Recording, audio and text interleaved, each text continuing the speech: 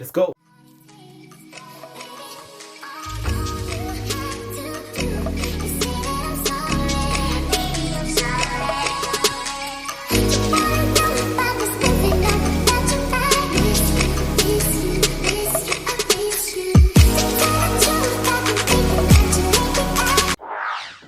Hey, what's up, everyone, and welcome back to Before the Billion podcast. And I'm sure you guys are actually shocked, totally like, am I really showing on camera? I was talking to one of my friends, right? And please excuse me, my voice is a bit husky because I'm sick, I have flu. But we got to do what we got to do. One of my friends hit me up and said, if you don't put out a podcast this week, I'm done with you. And I was like, actually, I've been delaying the whole process. So I think it's only right if I come and I give it to you in the right way. So I'm going to start putting out such content, making sure that you guys can at least see me and connect the face to the voice. My name is Hervey Sehwai. A lot of people know me as Tim Gosi, Cosmic, or whatever you guys want to call me, but Hervey Sehwai is definitely the name to stick with. I am a radio personality and I'm a CEO of a media agency based in South Africa, and I'm also... I wear a lot of hats, actually, now that I think about it. I do a lot of things, but I don't want to dive into that. For the people that do not know what Before the Billion podcast is, Before the Billion podcast is essentially a podcast for all the people that are aspiring entrepreneurs, aspiring go-getters, or just hustlers in general that are trying to create a living for themselves. And of course, we're not just talking about creating currency and like the billionaire version of Imani. No, we're not just talking about that. We're talking about a quality of life too. So a lot of things that we're going to be discussing on the channel essentially are going to be based on things that we can improve, very good habits that we can develop, and also studying a few people that we've actually realized that have become successful in certain industries that we also want to be dope in. So I'm going to try my best to give you guys quality content every single week. And this is Before the Million podcast, Before the Billion podcast. Somebody once told me it's actually scary to aspire to make $1 billion. I wonder why. But it's fine. Anyway, today's topic is basically I hired people way too early in my agency. And I regretted it, honestly speaking. So it happened a couple of years back, I think the second, third year after the agency opened. We finally got a huge client, which I'm not going to disclose their name, right? But let's call them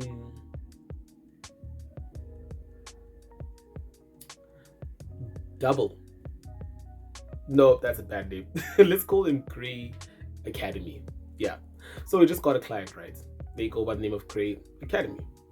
And we were super excited as an agency. Myself, as a business owner, super excited. Finally thought to myself, I signed an agency. So what do I need?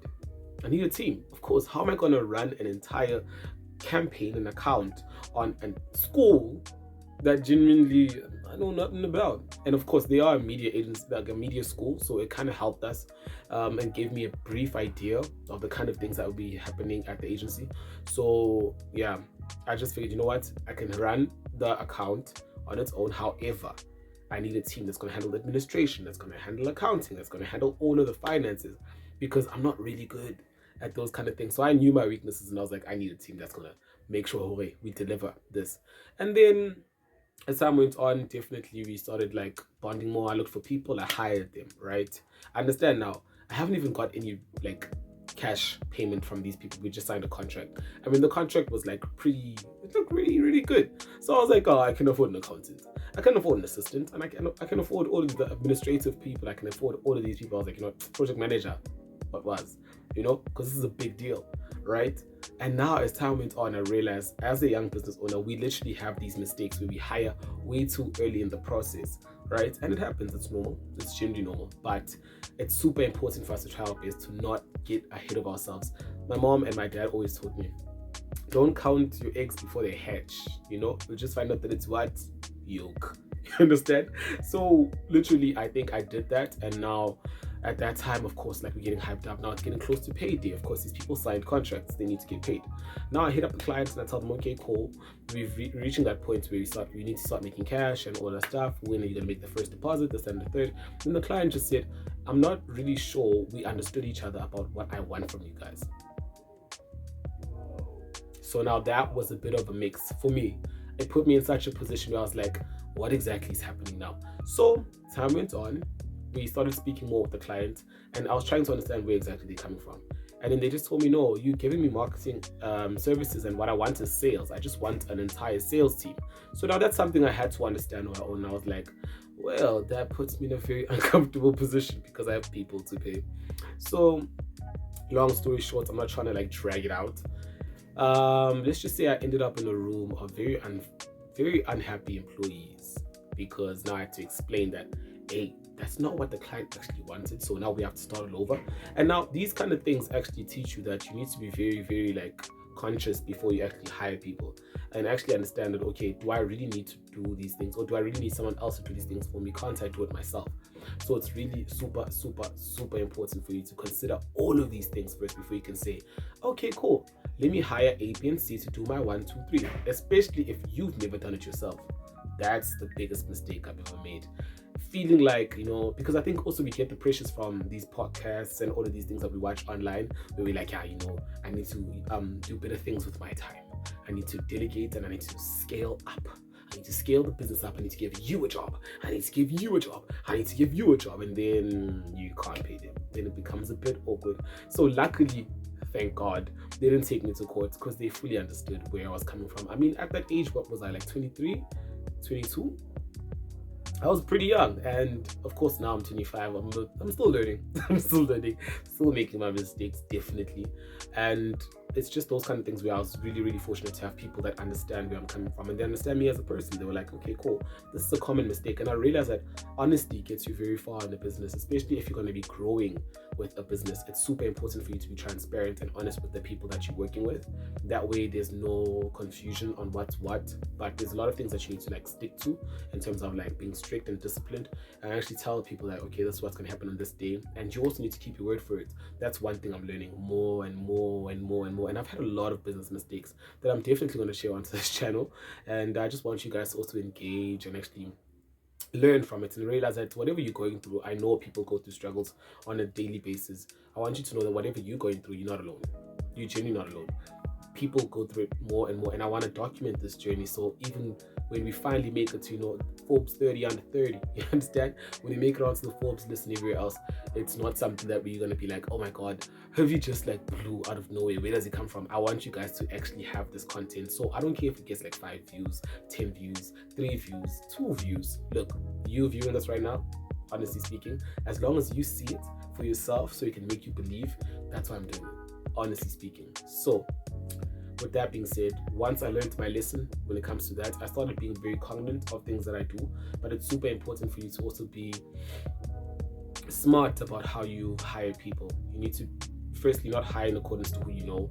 I realized that, well, recently it did cause a bit of like drama in my personal life when I hired someone I knew, but like looking at the long-term version of it, I was like, this is good for the company. It was a good move for the company. However, in my personal life, it became a bit weird. Okay, I'll tell you guys that story one day. But yeah, so that happened, and then you guys, yafa. So that happened. It's super important for you to actually like keep track of the types of hires you make and why are you hiring. If you can't do that position in your company and you can afford to pay someone else to do it, I think it's really smart to get someone else to do it. But if you can do it yourself, now I'm a superstar now. I know anybody got time to be taking calls and booking meetings, and no, bro, we're big stars now. Ish. Remove your ego from your work. Trust me. It's still like I still go through those challenges even I'm planning. Like there's times where I'm just like, this client was supposed to call me, this client was supposed to do A, B, and C, and it's like, no, they weren't. No, they weren't. It's your job to actually follow up and actually do whatever you need to do. So long story short, what I'm trying to teach you guys is that when you hire, and especially in the beginning phases of your company, be very careful who you hire and why you're hiring them, and make sure that you can actually afford them before you actually jump into hiring. Okay, that's the one mistake that I made, and I hope that this episode right here is going to teach you guys to not be too jaxed about things that happen in your life, and especially in your business and your growth. So when it comes to even your self-development, don't rush things. when it comes to spiritual growth. Don't rush things. Your physical growth, you're going to the gym, don't rush things. Don't expect instant results coming from that, okay? So, for the people that did enjoy this episode, please do like, subscribe, and comment down below if you have any opinion or if you've experienced something similar. Definitely, and I'll see you guys next week. Like I said, my name is Herbie Sehuai, and I am the voice behind Before the Billion podcast. I'll see you guys next week.